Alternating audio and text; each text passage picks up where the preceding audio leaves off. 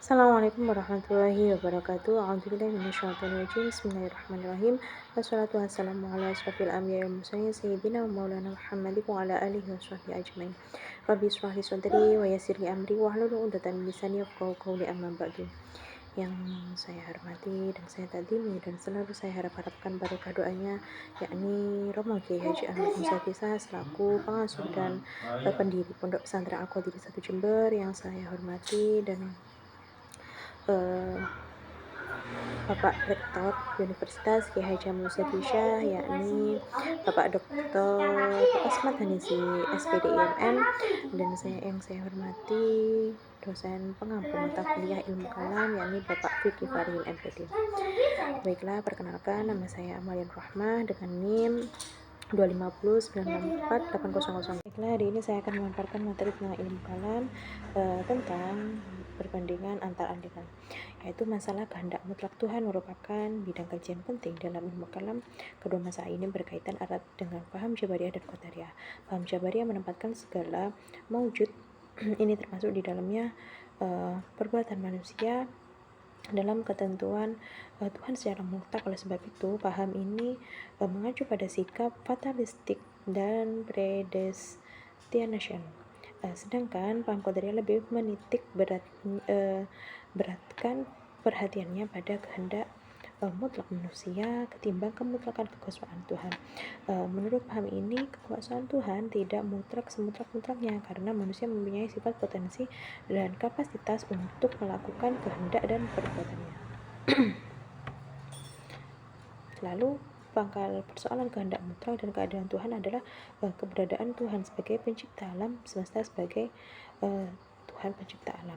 Tuhan harus mengatasi segala yang ada, bahkan harus melampaui segala aspek yang ada. Ia adalah eksistensi yang mempunyai kehendak dan kekuasaan yang tidak terbatas, karena tidak ada eksistensi lain yang mengatasi dan melampaui eksistensinya.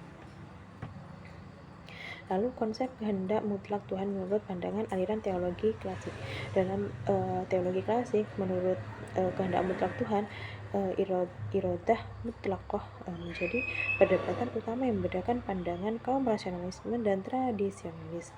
Bagi orang yang bersifat tradisional, mungkin lebih sesuai dengan jiwanya teologi tradisional, sedangkan orang yang bersifat liberal adalah pemikirannya lebih dapat menerima aliran-aliran teologi liberal.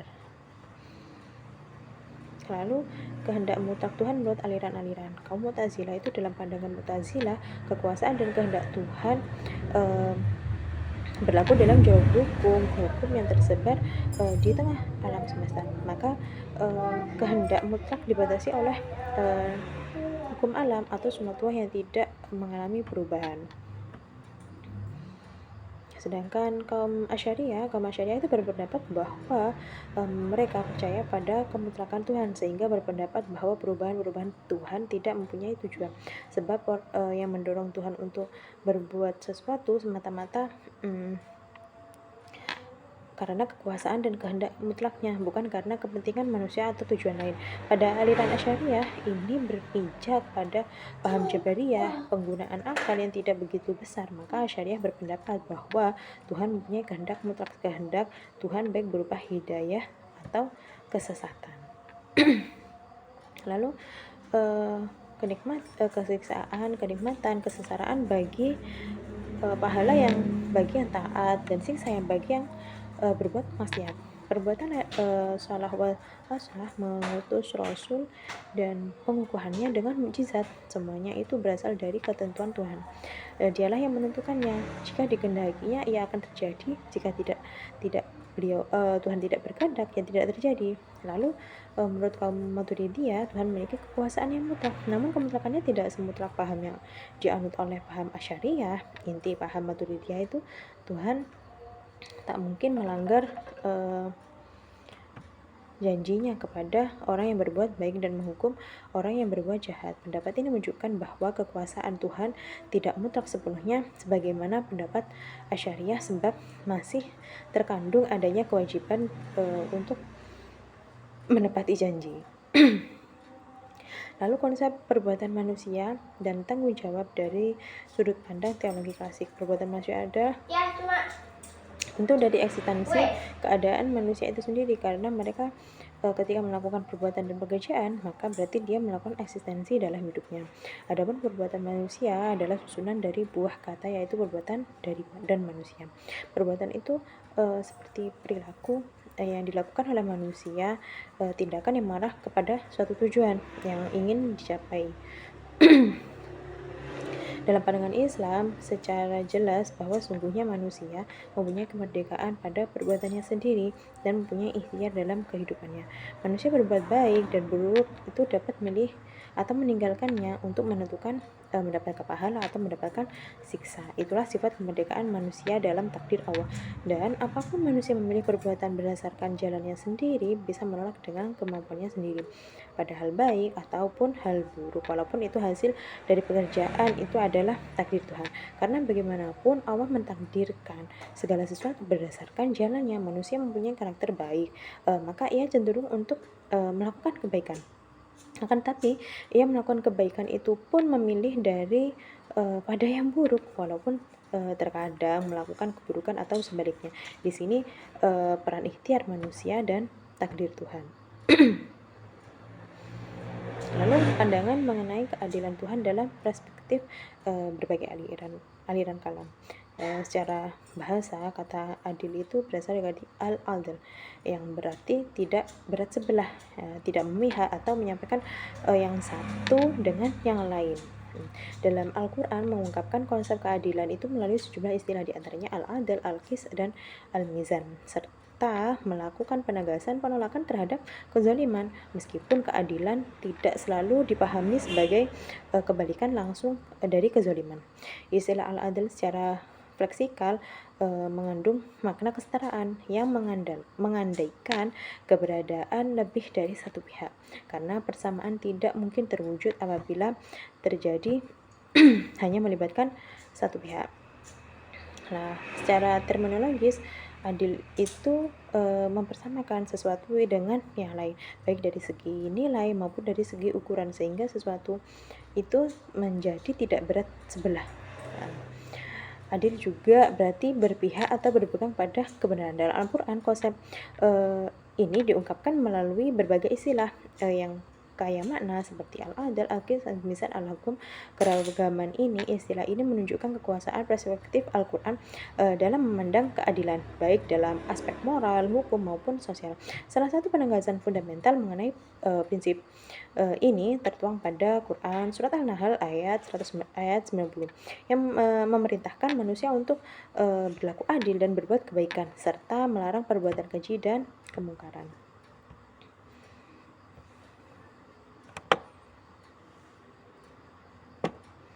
Lalu keadilan Tuhan menurut beberapa aliran seperti Mu'tazilah. Dalam pandangan Mu'tazilah itu, keadilan menurut prinsip fundamental dalam ajaran ketuhanan, Tuhan dipahami sebagai zat yang maha adil, dan keadilan tersebut hanya dapat dimaknai apabila manusia memiliki kebebasan dan menentukan memilih perbuatannya. Tuhan tidak dapat disebut adil jika memberikan hukuman atas perbuatan buruk yang dilakukan manusia, bukan atas kehendaknya sendiri, melainkan karena paksaan dari luar dirinya, termasuk paksaan ilahi. Oleh sebab itu, Mu'tazilah itu menegaskan bahwa pemberian beban tanggung jawab taklif kepada manusia harus disertai dengan kemampuan, kekuasaan, dan kebebasan untuk bertindak. Menghukum seseorang dengan tidak memiliki kebebasan dipandang sebagai bentuk ketidakadilan, karena ganjaran atau hukuman tersebut tidak mencerminkan prinsip keadilan yang hakiki. Dengan demikian, keadilan hanya dapat dipahami secara rasional apabila manusia dipandang sebagai subjek moral yang bebas dan bertanggung jawab atas pilihannya sendiri.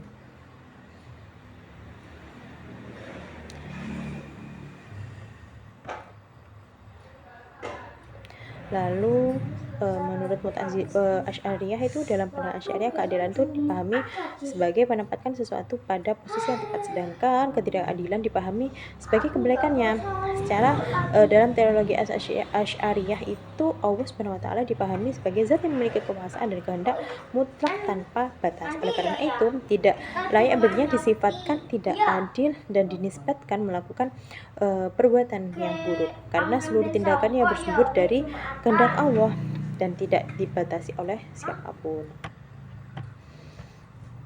Lalu menurut Maturidiyah itu sistem pemikiran Maturidi tidak terlepas dari Al-Asy'ari dan Mu'tazilah, karena konteks zamannya sangat penting dalam hidup pada periode yang sama dan memiliki tujuan yang serupa, yaitu menganggapi dan menentang gerakan Mu'tazilah. Perbedaannya terletak pada wilayah tempat lahirnya gerakan Mu'tazilah, yaitu Basra dan Irak bagi Al-Asy'ari, serta Samarkandi dan Iran bagi Al-Maturidi. Ditinjau dari metode pemikirannya, aliran Maturidiyah itu memberikan peran yang signifikan kepada akal manusia tanpa jatuh pada sikap berlebihan atau melampaui batas. Akal digunakan sebagai dasar pertimbangan dalam persoalan-persoalan yang tidak bertentangan dengan syariat. Namun apabila penerapan akal berseberangan dengan ketentuan syariat, maka akal wajib menyesuaikan diri dan tunduk pada keputusan syariat tersebut. Keseimbangan antara penggunaan akal dan nakli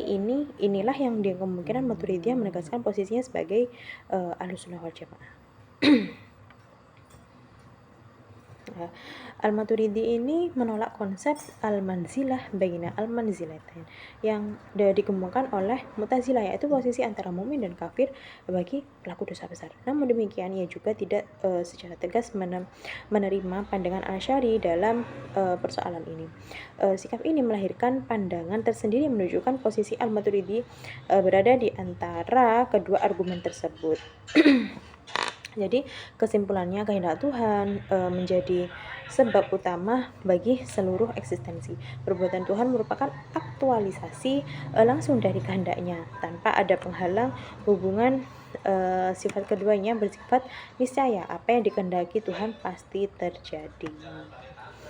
Demikian pemaparan materi ilmu kalam dari saya. Bila mana dalam saya menyampaikan banyak kekurangan, kesalahan, saya mohon maaf yang sebesar-besarnya. Akhir kata, ihdinas siratal mustaqim. Wassalamualaikum warahmatullahi wabarakatuh.